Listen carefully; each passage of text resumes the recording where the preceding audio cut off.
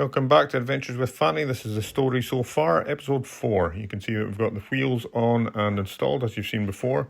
We've got the sliding door window installed. And I've also got myself a Rhino KammEdge roof rack.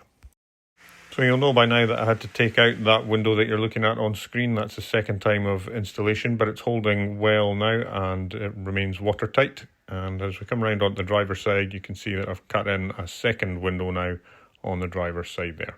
So quite happy with the exterior of the van so far. The only thing that really remains is cutting a hole in the roof for my Max Air fan.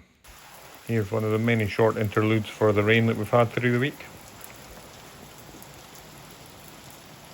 So one of the other main jobs that kept me busy this week was installing the Wolfbox G900 Tri-Pro cam. You can see the camera there at my number plate. That's our lower reversing camera. We've got a high level reversing camera there as well. And there's the mirror installed. You can see the forward facing camera and the various cables connected to the mirror there, along with the GPS system that's been installed just down at the bottom corner of the windscreen. These little bolts have been the bane of my life for the last week as well, but I've managed to source some replacements from Peugeot Direct. They're the only ones that had the part number. I couldn't find anything online for them at all.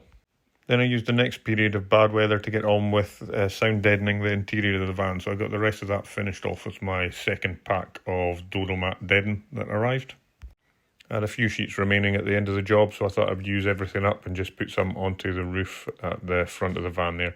There's no real requirement. The ribs on the roof help to deaden the sound anyway, but I thought I may as well use what I had.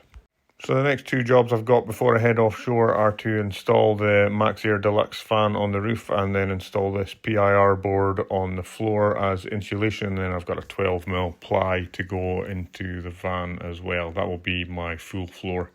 So I've chosen to bond the PIR direct to the floor of the van. I'm not going to have any battens in there. And then I've got a 12mm ply to go on top of the PIR board.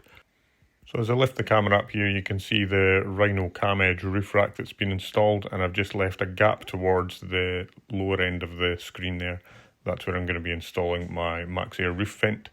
So my main gripe throughout this week has actually been the use of AI to help me with this build. Both ChatGPT and Gemini have given me duff information when it comes to the size of the bolts that I need, and also for the size of the cutting blade that I need for my circular saw. So it's cost me a bit of time and it's cost me a bit of money along the way, which kind of pissed me off.